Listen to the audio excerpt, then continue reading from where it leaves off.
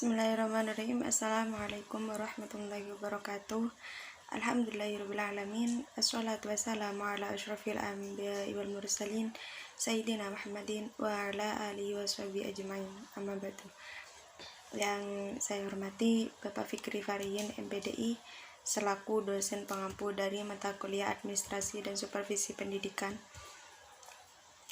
Pada pertemuan kali ini saya akan membahas tentang komunikasi atau mereview kembali apa yang sudah saya pelajari pada perkuliahan kemarin, yaitu tentang komunikasi. Kata komunikasi ini sudah tidak asing lagi untuk kita dengar ya. Adapun poin pembahasan kita kali ini yaitu tentang pengertian komunikasi, peran komunikasi, dan jenis komunikasi. Pengertian komunikasi. Komunikasi itu mengandung makna bersama-sama atau common. Istilah communication berasal dari kata lain yaitu communication yang berarti pemberitahuan atau pertukaran. Kata sifatnya komunis yang bermakna umum atau bersama-sama. Menurut para ahli mendefinisikan komunikasi pada sudut masing-masing. Menurut Ross pada tahun 1993 di halaman 8 mendefinisikan bahwa komunikasi itu suatu proses yang menyortir, memilih, dan mengirimkan simbol-simbol sedemikian rupa. Jadi komunikasi itu adalah bentuk apa saja dari interaksi kata-kata, senyuman, anggukan kepala, gerakan tangan, sikap badan, gerakan mata yang berakibat diterimanya arti, sikap atau perasaan yang sama. Jadi komunikasi itu tidak hanya berbicara saja. Jadi melalui kita kontak mata seperti itu sudah komunikasi. Jadi komunikasi itu simbol-simbol yang dapat diterima oleh orang lain dan dapat dimengerti oleh orang lain.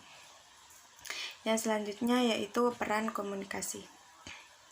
Komunikasi dalam lingkungan pendidikan itu disebut juga dengan informasi kependidikan dan komunikasi pendidikan.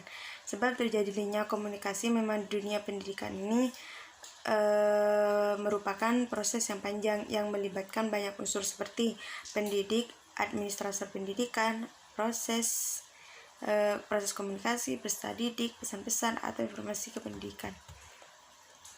Adanya tujuan-tujuan yang dicapai dari proses pendidikan yang dimaksud itu pada pelaksanaan pendidikan formal atau pendidikan melalui lembaga-lembaga pendidikan sekolah, tampak jelas bahwa proses komunikasi sangat dominan kedudukannya. Karena dalam proses pendidikan ini memang sebagian besar hanya bisa dilakukan melalui adanya proses komunikasi dan keterlibatan informasi, yang artinya hampir tidak ada proses pendidikan yang tanpa melalui komunikasi dan informasi. Bayangkan saja kalau di pendidikan itu kita tidak boleh berkomunikasi, tentunya pendidikan itu akan mengalami masalah.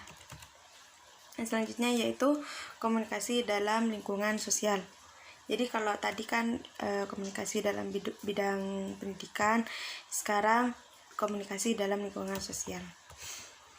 Terjadinya komunikasi dalam lingkungan sosial itu terjadinya suatu kelompok dalam lingkungan masyarakat sosial sedikit banyak karena andil komunikasi dan proses berbagi informasi. Keluarga pun diawali oleh peristiwa komunikasi. Ya, paling dekat saja komunikasi ini yang sering terjadi ya di keluarga.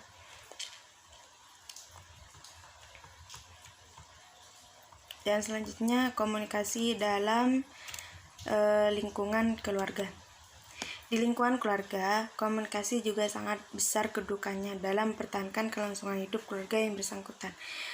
Jadi, jika tanpa diimbangi dengan pelaksana komunikasi yang terbuka antar keluarga satu dengan antara keluarga yang lain itu dipastikan tidak akan terjadi keharmonisan di dalamnya.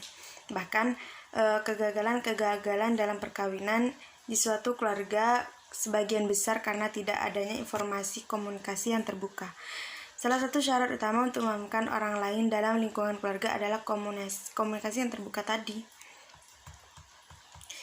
Harusnya masing-masing anggota keluarga itu saling membuka diri atas hal-hal yang menjadikan ketidaksejalanan anggota keluarga. Jadi komunikasi, misal keluarga A ini sifatnya gini-gini. Kalau itu sifat itu diteruskan tanpa teguran, dalam keluarga itu tidak akan terjadi keharmonisan, seperti itu. Yang selanjutnya, komunikasi dalam kelompok dan organisasi. Komunikasi kelompok dan komunikasi ini sebenarnya berbeda. Yang pertama, lebih memusatkan diri pada peristiwa komunikasi yang terjadi antar banyak orang, baik yang terstruktur. Yang selanjutnya, atau yang nomor 4, yaitu komunikasi dalam kelompok dan organisasi. Jadi komunikasi kelompok dan komunikasi organisasi ini sebenarnya berbeda. Jadi yang pertama itu lebih memusatkan diri pada peristiwa komunikasi yang terjadi antar beberapa orang, baik yang terstruktur maupun yang tidak terstruktur. Sedangkan yang terakhir sifatnya itu lebih dinamis, di mana kelompok yang sudah terstruktur dan sudah terorganisasikan secara tetap, seperti tampak dalam organisasi-organisasi sosial dan lembaga kemasyarakatan, biasanya anggota-anggotanya relatif tetap dan terdaftar secara formal. Sedangkan pada kelompok yang tidak terstruktur tadi tidak selalu terdaftar secara formal. Yang kedua, komunikasi interpersonal. Yaitu komunikasi yang mengalir antar individu yang menekankan transfer informasi dari satu individu ke individu lain. Komunikasi ini antar pribadi yang berefek tergantung pada umpan balik. Yang selanjutnya yaitu komunikasi nonverbal. Komunikasi nonverbal adalah penyampaian pesan tanpa kata yang dikirim melalui gerak badan, ekspresi wajah, gerak mata, gerak tangan, dan suara. Jadi komunikasi nonverbal ini adalah komunikasi yang sering kita kerjakan, seperti misal saya contohkan pada gerak mata. Seperti itu. Jadi kita memberi simbol yang sekiranya itu dimengerti oleh penerima, feedback yang diterima itu mampu mengerti. Jadi tanpa disadari bahwa komunikasi seperti ini ada namanya, seperti itu. Yang selanjutnya, media komunikasi. Media komunikasi merupakan saluran melalui pesan komunikasi berjalan seperti tatap muka, telepon, surat pribadi, surat resmi, laporan, buletin, dan lain sebagainya. Selanjutnya yaitu jenis komunikasi. Pada dasarnya, komunikasi digunakan untuk menciptakan atau meningkatkan aktivitas hubungan antara manusia atau kelompok. Jenis yang pertama yaitu komunikasi verbal dengan kata-kata mencakup beberapa aspek, yaitu vocabulary atau perbendaharaan kata-kata, yaitu di mana komunikasi ini tidak akan efektif bila pesan yang disampaikan dengan kata-kata yang tidak dimengerti, karena itu adalah olah kata menjadi penting dalam berkomunikasi. Kedua, reaching atau kecepatan. Komunikasi akan lebih efektif dan sukses bila kecepatan bicara dapat diatur dengan baik, tidak terlalu cepat, juga tidak terlalu lambat. Yang selanjutnya, intonasi suara. Intonasi suara ini akan mempengaruhi arti suara secara dramatik, sehingga pesan akan menjadi lain artinya bila diucapkan dengan intonasi suara yang berbeda. Intonasi suara yang tidak proporsional merupakan hambatan dalam berkomunikasi. Yang keempat, humor. Humor dapat meningkatkan kehidupan yang bahagia. Menurut Dugan, pada tahun 1989, beliau memberikan catatan bahwa dengan tertawa dapat membantu menghilangkan stres dan nyeri.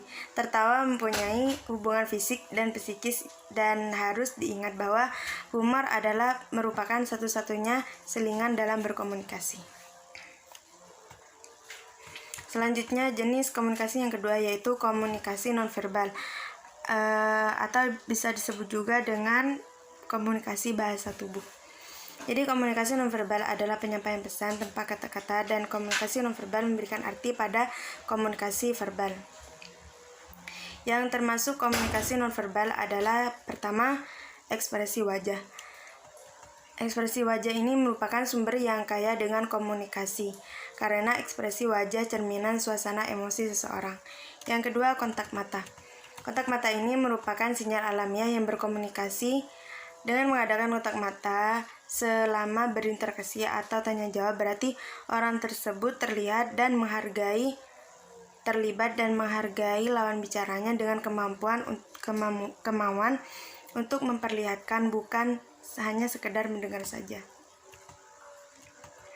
Beberapa pesan seperti perhatian yang sungguh-sungguh, dukungan emosional, kasih sayang, atau simpati dapat dilakukan melalui sentuhan. Baik, mungkin hanya itu yang dapat saya sampaikan. Kurang lebihnya saya mohon maaf yang sebesar-besarnya. Akhirul kalam, assalamualaikum warahmatullahi wabarakatuh.